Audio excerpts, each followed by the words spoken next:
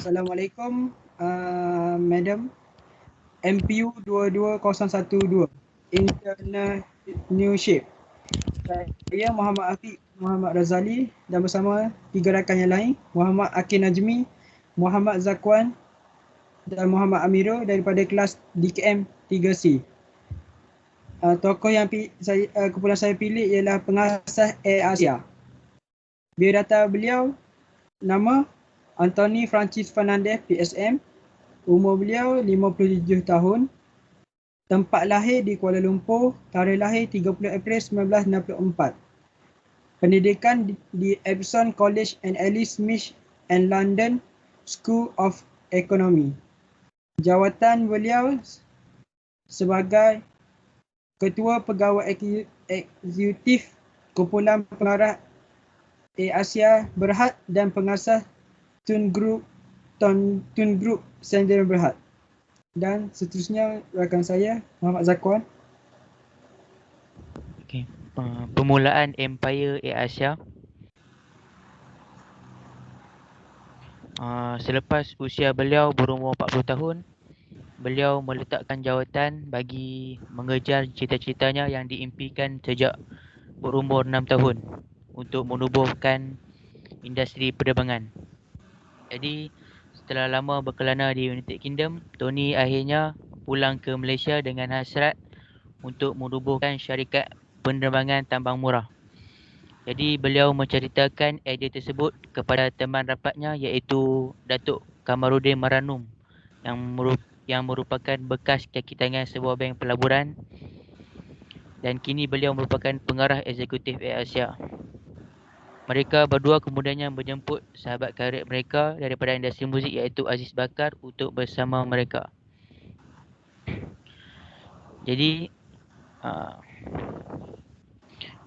dengan melalui bantuan Datuk Pahamin A. Rejab, beliau berjaya berjumpa dengan bekas Perdana Menteri Malaysia keempat iaitu Tun Dr. Mohamad pada Oktober tahun 2001. Jadi dengan itu beliau melakukan pembentangannya mengenai visi, misi dan rancangan pemasaran dan akhirnya usaha beliau itu membuka hati Tun Dr. Mahathir untuk memberikan kepercayaan kepadanya. Jadi Tun Dr. Mahathir menasihatkan Tony untuk membeli sebuah penerbangan sedia ada kerana kerajaan sudah tidak lagi mengeluarkan lesen bagi syarikat penerbangan baru pada ketika itu. Jadi ketika itu terdapat dua syarikat yang berpotensi iaitu Pelangi Air dan juga Air Asia di bawah DRB Haikam. Ketika itu keadaan Air Asia yang merupakan syarikat milik kerajaan Malaysia dan DRB Haikam sangat kritikal dengan hutang yang menimbul sekitar USD 11 juta. Tetapi Tony Fernandez menawarkan diri untuk membeli syarikat ini beserta hutangnya sekali. Dan akhirnya Tony berjaya membeli Air Asia dengan kadar harga RM1 beserta hutang yang perlu ditanggung. Pengambil alihan Air Asia ini tersebut didatangkan dengan 2 pesawat Boeing dan lebih kurang 200 pekerja.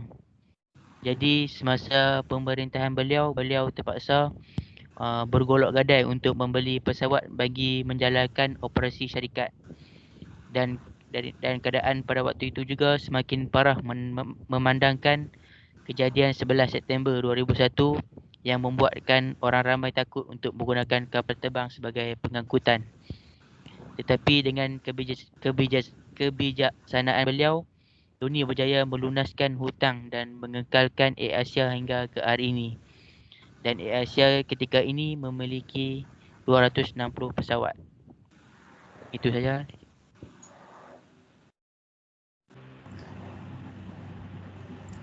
Okey, tips yang pertama, tips kejayaan Tan Sri Tony Fernandez yang pertama, jaga pekerja. Pekerja merupakan aset utama. Tan Sri Tony Fernandez beliau sangat prihatin dengan pekerja-pekerja dan berharap dapat membantu dan mengembangkan potensi dan matlamat hidup mereka. Pada Disember 2015, Tan Sri Tony Fernandez telah menghadiahkan sebanyak 263 utas jam tangan berjenama Copat yang berjumlah semua sekali RM5 juta kepada 263 kaki tangan pekerja yang telah bersama dengan syarikat itu selama 10 tahun.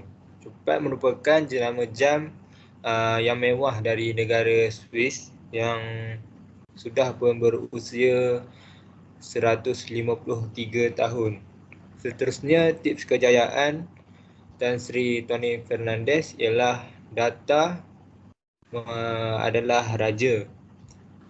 Tan Sri Tony Fernandes dia menggunakan media sosial untuk mendapatkan data-data customer. Data adalah raja dalam pemasaran. Ia adalah satu senjata yang dapat membantu dalam persaingan industri. Bukan AirAsia sahaja yang mengumpul data pelanggannya, malah banyak syarikat ternama menggunakan teknik dan kaedah yang sama untuk terus bertahan dalam bisnes. Yang ketiga, jangan takut dengan aduan. Aduan ni merupakan penyelidikan pasaran secara percuma. Seseorang mengambil masa dan tenaga untuk menulis kepada anda menceritakan apa yang tak kena dan bagaimana ianya boleh diperbaiki.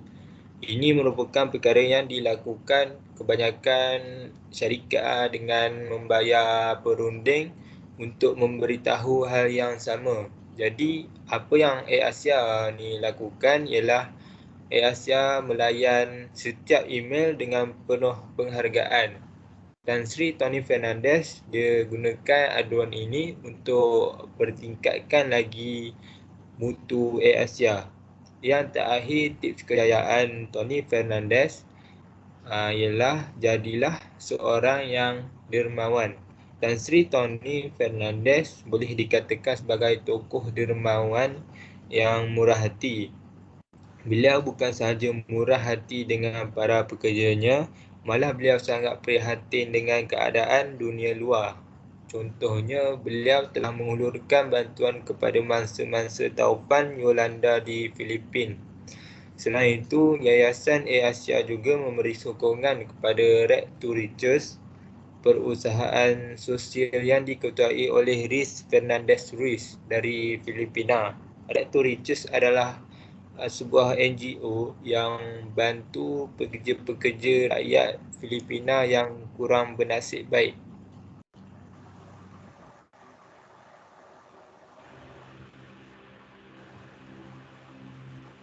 Seterusnya saya akan menceritakan tentang kejayaan yang dipilih oleh beliau. Beliau telah berjaya melunaskan hutang selama 2 tahun yang ditanggung oleh Asia. Selain itu, beliau juga berjaya meyakinkan negara serantau untuk membuka laluan penerbangan kepada Asia melalui perjanjian OPSCANS dengan bantuan Tun Mahathir. Sebelum ini, laluan penerbangan tidak dapat dibuka kepada syarikat tambang murah. Seterusnya, AirAsia juga menjadi AirAsia sebagai syarikat penerbangan tambahan murah terbaik dunia sebanyak 9 kali berturut-turut. Selain itu, AirAsia juga memiliki rangkaian Tunes Hotels di beberapa negara termasuklah British dan Australia. Dan juga pernah memiliki pasukan bola sepak iaitu Game Park Ranger dan juga pengasas Caterham Group. Di bawahnya adalah Caterham F1 Formula 1 team dan juga nombor 52 dalam top 100 most creative people in business. AirAsia juga pada 2010 Forbes Asia Businessman of the Years dan 2014 Brand Bull of the Years di World Brands Awards. Akhir sekali, AirAsia juga dinamakan sebagai Commander of Order of the British Empire kerana mempromosikan hubungan komersial dan pendidikan antara Malaysia dan juga United Kingdom. Seterusnya saya akan berikan kepada Kesukaran dan cabaran. Pertama, tiada pengalaman dalam industri penerbangan. Tony Fernandez mempunyai banyak pengalaman dalam bidang perakaunan dan muzik. Namun bidang penerbangan adalah sangat asing bagi beliau. Untuk mengendali syarikat penerbangan bukanlah seperti mengendali kedai runcit, iaitu ianya adalah sangat sukar seorang yang berani mencuba demi mencapai cita-cita. Beliau meneruskan hasrat untuk bersama Air Asia walaupun beliau tahu Air Asia datang dengan satu bebanan yang berat, iaitu hutang yang banyak. Kedua, hutang yang banyak. Keputusannya membeli syarikat bermasalah ia dilihat sebagai tindakan yang kurang bijak oleh ramai pihak kerana hutang yang terpaksa ditanggung beliau. Beliau sanggup mencagar rumah kepada bank dan menggunakan wang simpanan demi menyelesaikan hutang Air Asia bagi menstabilkan syarikat tersebut. Tony percaya bahawa pelanggan di Asia akan menggunakan perkhidmatan syarikat yang baru diambil olehnya. Itu. Beliau bakal menyediakan servis yang baik dengan harga yang berpatutan. Selepas mengambil alih Air Asia, Tony dan rakan-rakan diberi masa selama 6 bulan oleh kerajaan untuk menyelesaikan kesemua hutang tertunggak. Dengan modal yang terhad, mereka sangat terdesak. Kesukaran yang terakhir ialah insiden 9/11. Ketika itu Air Asia baru beroperasi. Beliau mengambil alih Air Asia pada 8 September 2001. 3 hari kemudian, satu insiden yang sangat dahsyat melibatkan industri penerbangan yang telah berlaku. Insiden 9/11 di Amerika yang menyebabkan ramai netizen di seluruh dunia takut untuk menaiki kapal terbang, takut akan serangan pengganas. 3 hari selepas serangan, jumlah penumpang kapal terbang turun sebanyak 2.7% dan tidak pulih untuk beberapa tahun. Keadaan tidak menentu akibat serangan ini boleh mematahkan semangat sesiapa sahaja yang baru cuba berjinak dalam industri penerbangan.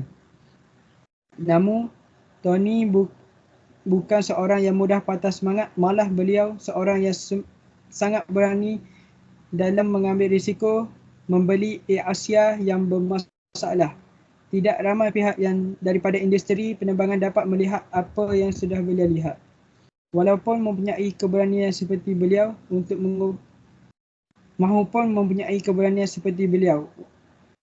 mengubah nasib Air Asia. Okay, thank you. Sekian, terima kasih.